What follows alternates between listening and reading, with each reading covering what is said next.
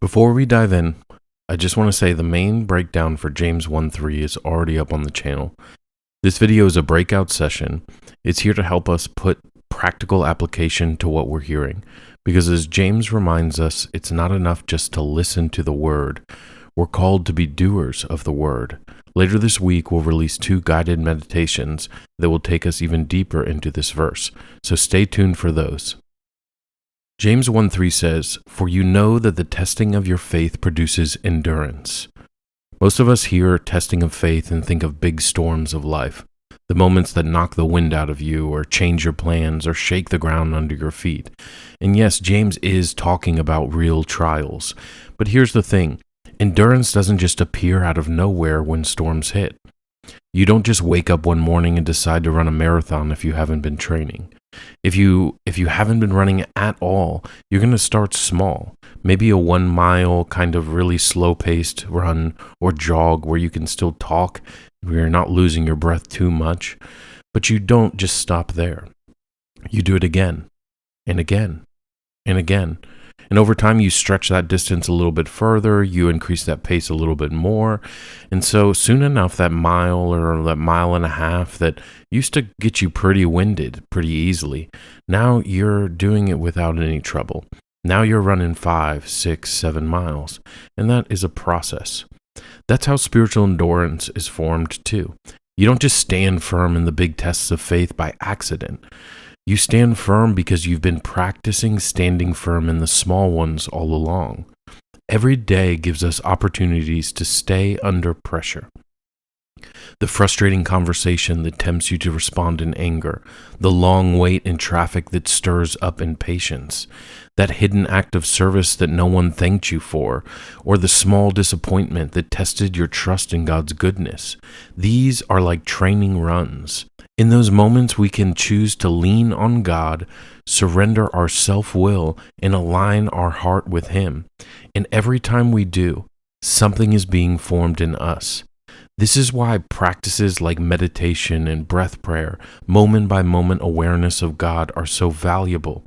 They are not just quiet time activities. They are training in remaining with God under the smaller weights of daily life. Brother Lawrence called it the practice of the presence of God. For over 30 years, he turned every action, from stirring soup to picking up a straw, into a way of loving God.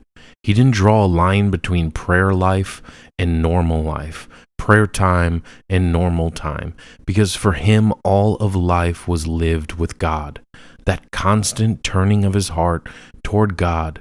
And that's what we can do to help build relational security. So even a bigger test of our faith, when it comes, and it will come, you can stand in the power of his might, as Ephesians 6:10 says. Brother Lawrence says it like this: "The most excellent method of going to God is doing our common business, without any view of pleasing man, and as far as we are able, purely for the love of God." The truth is, spiritual endurance is never self-made. It's not about gritting your teeth and powering through. It's about walking daily with the one who holds you fast. It's about learning his voice and presence in the smaller storms so that when big ones come, you already know where you are anchored in him. So today, don't despise the small trials. Let them be your training runs. Practice the presence of God in them. Use breath prayer to bring your attention back to Him. Choose surrender in the moments rather than escape. And over time, you'll find yourself stronger, steadier, more rooted in Christ than you realize, ready not just to face big storms, but to remain with God in them. So here's a sample of a breath prayer. You can use any verse that you like or any phrase that helps you. But a sample would be that as you inhale, you say to yourself, "Lord, you are my strength." And as you exhale, you say to yourself, "I will remain in you." Let this prayer accompany you in the little test today, so the Spirit can form endurance in you for tomorrow's trial. And if you haven't watched the full breakdown of James 1:3 yet, go check that out.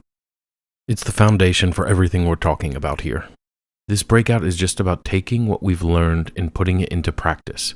And remember, later this week we'll release 2 meditations that will help you slow down, breathe, and really sit with this verse. Until then, keep practicing what you've heard. Let's be doers of the word, not hearers only.